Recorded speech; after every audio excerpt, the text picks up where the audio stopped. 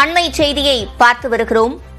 நெல்லை பாஜக வேட்பாளர் நயினார் நாகேந்திரனின் ஹோட்டல் மேலாளரிடம் 4 கோடி ரூபாய் பறிமுதல் செய்யப்பட்டது தொடர்பாக தற்போது நடவடிக்கை எடுக்க உத்தரவு பிறப்பிக்கப்பட்டிருக்கிறது. கூடுதல் விவரங்களை செய்தியாளர் மதனிடம் கேட்கலாம். மதன், முழுமையான விவரங்கள்.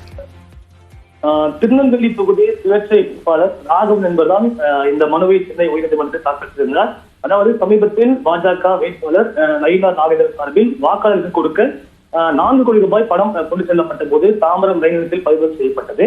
அதே போல காங்கிரஸ் வேட்பாளர் ராபர்ட் ப்ரூஸ் சார்பாக வாக்காளர்கள் கொடுப்பதற்காக திமுக மாவட்ட செயலாளர் அலுவலகத்திலிருந்து சுமார் 29 லட்சம் ரூபாய் பறிமுதல் செய்யப்பட்டது. எனவே இந்த 2 பேரையும் தகுதி நீக்கம் செய்ய வேண்டும் என்று ஏற்கனவே இந்த மனுதாரர் தமிழக தலைமை தேர்தல் அதிகாரிக்கு ஒரு மனு அளித்திருந்தார். ஆனால் நடவடிக்கை இல்லை.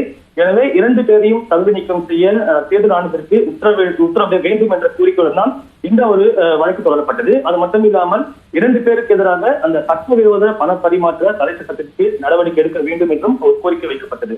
இந்த மனு இன்று தலைமை நீதிபதி அமர்வில் விசாரிக்க வந்த போது பாஜக வேட்பாளரின் உதவியாளர் என்று 4 கோடி ரூபாய் பணம் பறிமுதல் செய்யப்பட்ட தொடர்பாகவும், அதே போல திமுக மாவட்ட செயலர் அலுவலகத்திலிருந்து அந்த பணம் பறிமுதல் செய்யப்பட்ட தொடர்பாகவும் தற்போது குற்ற வழக்குகள் பதிவு செய்யப்பட்டுள்ளதாக தேர்தல் ஆணையத்திற்கு தெரிவிக்கப்பட்டது. அதே போல தற்போது இந்த விவகாரத்தில் புலன் விசாரணை நடந்து வருகிறது. இந்த தொகை பறிமுதல் செய்யப்பட்டுள்ளதால் வருமான வரித்துறைக்கும் இது தொடர்பாக தகவல் அளிக்கப்பட்டுள்ளது. இந்த விசாரணை அறிக்கையின் அடிப்படையில் அடுத்த கட்ட நடவடிக்கை எடுக்கப்படும் என இன்று தேர்தல் ஆணைய தரப்பில் விளக்கம் அளிக்கப்பட்டது. இந்த ஒரு விளக்கத்தை ஏற்றுக்கொண்ட நீதிபதிகள் இந்த பணம் பறிமுதல் தொடர்பாக மனுதாரர் கொடுத்த புகார் மீது நடவடிக்கை எடுக்க வேண்டும் என்று தேர்தல் ஆணையத்திற்கு தற்போது உத்தரவு பிறப்பித்து இந்த வழக்கு இன்று முடித்து வைக்கப்பட்டுள்ளது.